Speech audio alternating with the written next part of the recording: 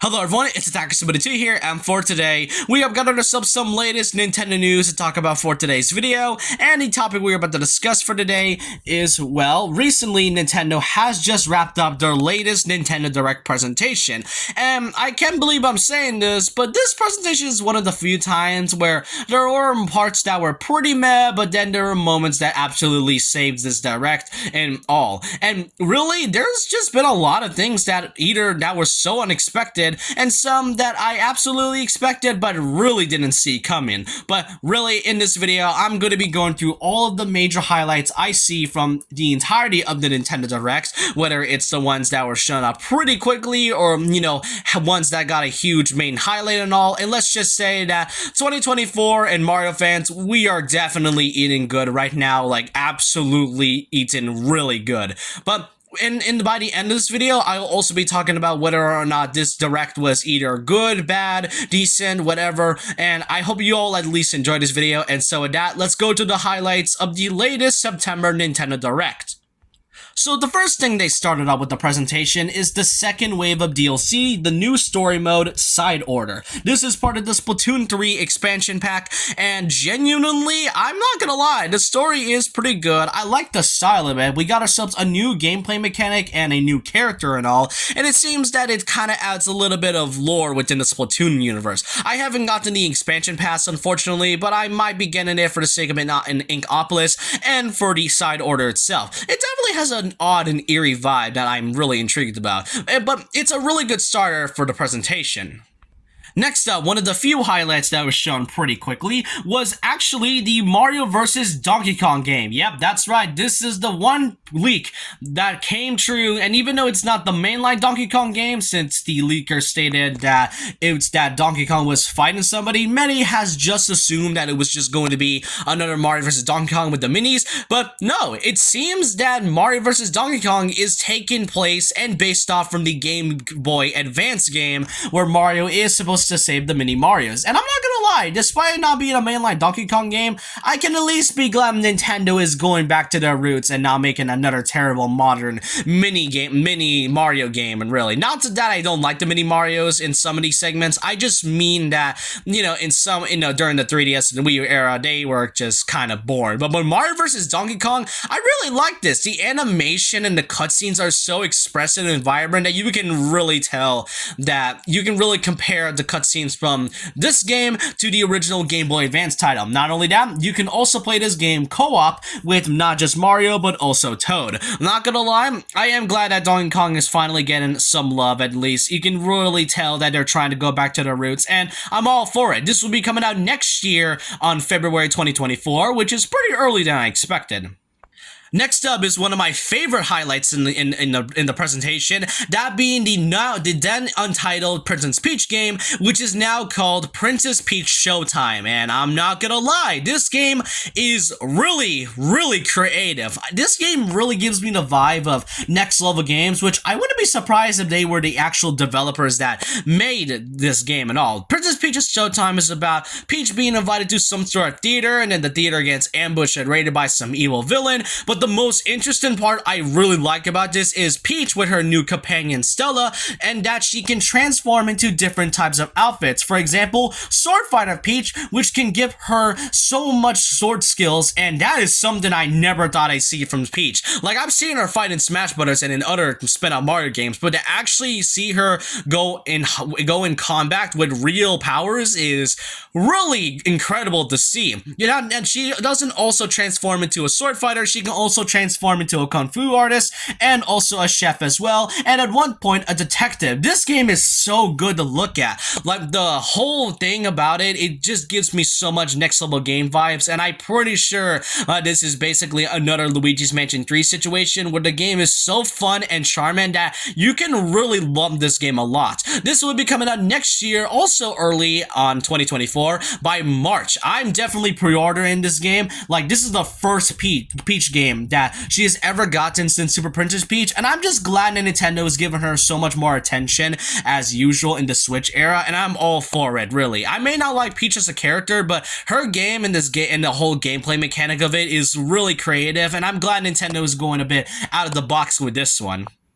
Next up is a game that will also come out next year, that being the Dark Moon remaster, but now it is simply titled Luigi's Mansion 2 HD. It's nothing else that changed. It's pretty much just an updated graphics version of the 3DS game that we all know and love, but now this game is simply just titled Luigi's Mansion 2 HD, which for those who don't know, Luigi's Mansion 2 was actually named in the UK and in the Europe version for some reason, and then in the US and the West, it's basically just called Dark Moon. I have no idea why they didn't just call it Luigi's Mansion 2 in all regions, but I guess they wanted to change that. I personally think Dark Moon's better. It's kind of a better sequel name than anything. I mean, Luigi's Mansion 3 is a pretty good name title, but Dark Moon definitely has some sort of greatness and uniqueness in it rather than Luigi's Mansion 2. But hey, it's an updated version. It'll be coming out next year by the summer of 2024. Next up, some more Super Mario RPG content. Now we were given some new gameplay details and some new things that were added within Super Mario RPG. First of all, there is a new gauge during the RPG mechanic where if you filled it up with 100%, you'll then activate 3 party members and do a triple move, which would show off this really great looking animated cutscene, and this looks so good. And that's not the only one. You can mix match any character you can please, so you can have Mario, Bowser, and Mallow in this one, Mario, Geno, and Peach all together. We've seen a few of these triple moves in the past, and I really like this new addition. Another new addition they added in Super Mario RPG is that after you beat the game, you can fight the bosses once more, but they are more difficult. So yeah, it's some nice replay value in this one, and I assure you, I've already pre-ordered my copy for Super Mario RPG, and I can't wait to buy this when it comes out in November. Alright, I'm just gonna skim over this one being Detective Pikachu Returns. It's another big highlight about Pokemon. I don't really have much to say about it as I'm not interested in it, but here's a mention for this one. Next up, we get to learn some stuff about WarioWare Move It, with the game that will be coming out on November 3rd of this year. It's a pretty great, game look. It's a pretty great looking game so far, and I'm really glad that WarioWare is getting a second title. The one thing that I feel like I have to get used to is with Wario's new voice, as he is not voiced by Charles Martinet anymore, but I will definitely give the new Wario voice actor some love and care for at least trying to make an attempt of making Wario what he really sounds like when it comes to Charles. Next up is a highlight I want to mention being a Trace Memory. This game came out back in the Nintendo DS, and it had a sequel that was on the Nintendo Wii that unfortunately didn't come outside of Japan, so it wasn't able to come out in the US. So now we got 2 of these games now fully on the Switch, and I just want to mention this because this was actually leaked a while back, like a week back, when they mentioned that they were going to remake a Wii game, and a DS game. But Trace Memory, that's not the first thing I thought of, but hey, for those who are a fan of this series, I'm glad you can buy this game all you want. This will be coming out next year as well.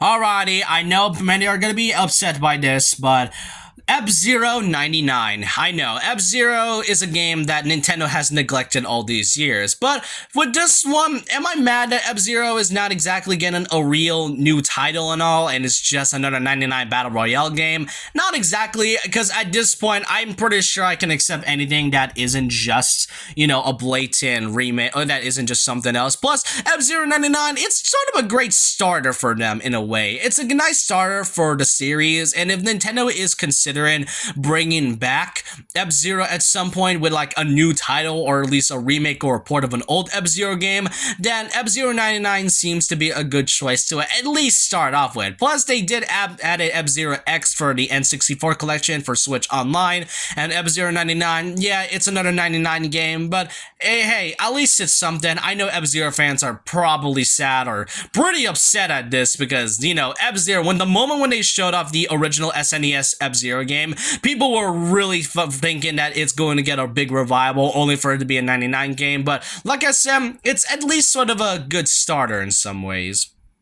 Next up is surprisingly a new thing that they've added or announced, that being the Nintendo Museum. Previously announced as Nintendo Gallery, the Nintendo Museum in Kyoto, Japan will display a wide variety of Nintendo products from the company's history. Stay tuned for more info, as construction is planned to be completed by the end of March 2024. So yeah, we got a new museum. It'll feature some of Nintendo's best highlights and well-known products throughout the years. I really want to go to Japan right now just so I can see this Players Museum's grand opening. It will definitely be fun to reminisce all the things Nintendo has done throughout the years.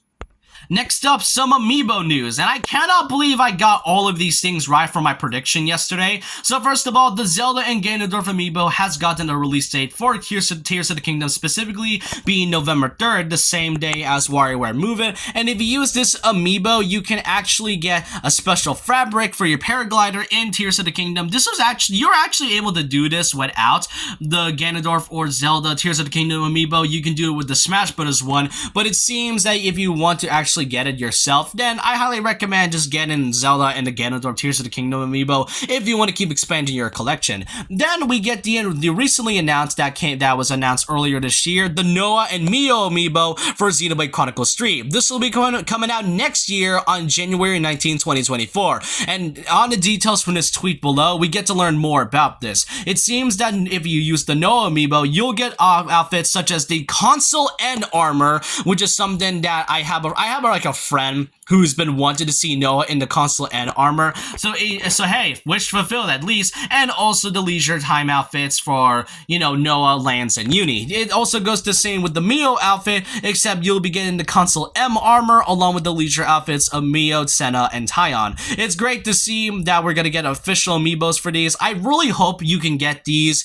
by simply doing other things rather than using an amiibo, because locking them behind a paywall seems already cruel enough, and I really just don't want to do that. Like, they have already done that with Shulk, Pyre, and Mithra, so I hope they at least do the same thing with Noah and Mio. And the last amiibo, which is something I've been begging Nintendo to show off, the Sora amiibo. Finally, after nearly 2 to 3 years, Sora from Kingdom Hearts is finally getting an amiibo. I don't know what took so long for Nintendo to fully, get Sora to have an amiibo. It's probably either the negotiations and licensings with Disney, but hey, for those Sora fans, including myself and the Kingdom Hearts fans out here, Sora is officially getting an official Smash Bros. Amiibo, which will be coming out next year. That means the entire Smash Ultimate Amiibo lineup has been fully complete. Everyone is truly here. I cannot believe I managed to guess all 3 of these things in one go from the prediction, and you know what? I'm happy about that.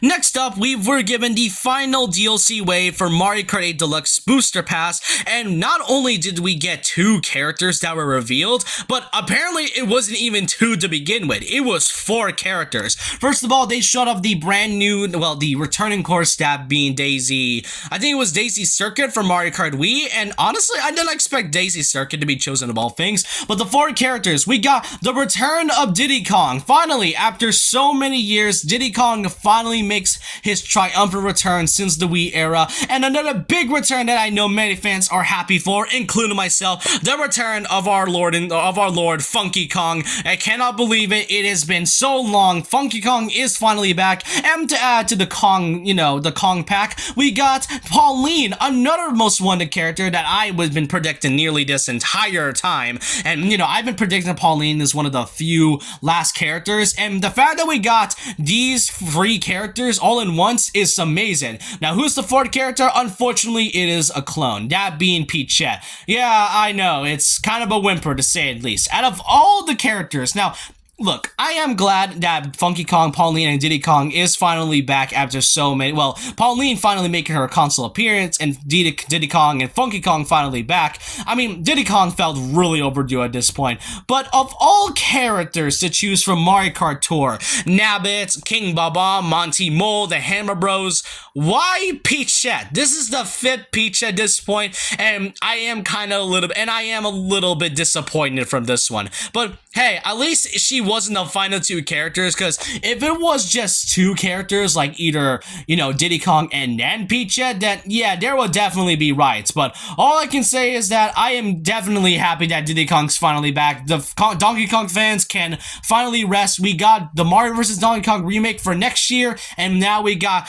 2 Kongs returning in Mario Kart 8 Deluxe, and I just can't believe it. DK is finally not alone. I am just glad about this. And finally, to end things off with the last announcement they've showed off in the latest presentation is something I never thought would I see today. This has been a trend that has been happening during, I assume, around 2020 or 2021. You might know this YouTuber by the name of Arlo, and if you know where I'm going with this, then the last announcement that I never thought would happen, Paper Mario: The Thousand-Year Door.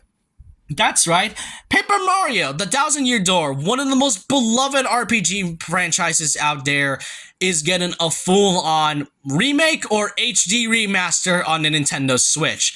I couldn't believe it when I say it myself, and I couldn't believe when I first saw it. When they showed off the book and then the cutscene itself and Road Park all together, I cannot believe that The Thousand-Year Door is actually getting a remake. We are truly living in an amazing era where we get to have a Mario RPG remake and then The Thousand-Year Door HD Switch version of all things next year. You can kind of tell Nintendo was trying to save things off for Mario since the Mario movie. I can kind of see why there really hasn't been any big mainline Mario content in quite a while. And to see Mario RPG and then The Thousand-Year Door remake coming true, it makes me hopeful for Mario and Luigi, the RPG, to actually get some sort of revival in the future. I'm not counting the Game Boy Advance Superstar Saga one, obviously. I'm talking about like a full-on revival. I really did not expect them to end off this way. This will be coming out next year, and I don't even know what to say at this point. 2024 is definitely going to be another big year for Nintendo Switch. We already got Mario vs. Donkey Kong, WarioWare, we got Paper Mario: The Thousand-Year Door remake, Super Mario RPG remake this year, Princess Peach Showtime, Luigi's Mansion 2 HD. These are something I never thought I would see, but I want to know all your thoughts and opinions down below about this. And oh yeah, and I guess if I want to rate this personally, I do think it's between decent to great. There are moments where I feel like were kind of meh, some some felt, weren't interesting to me. There were like a couple RPGs that I'm not exactly a fan of, but all in all, this Nintendo Direct was between decent to great. But I want to know all your thoughts and opinions down below about this latest presentation. What was your favorite highlight from this Nintendo Direct? I mean, personally, to me, it's either the Mario RPG, it's either Paper Mario getting a full-on remake with The Thousand-Year Door, and possibly Princess Peach Showtime, but most notably, I guess, Mario Kart 8 Deluxe in general. But I want to know your thoughts down below in the comments, and so with that, leave a like, comment, subscribe, hit the notification bell for more videos, follow my Twitter, and I'll see you guys next time. And remember this, once a legend, always a legend.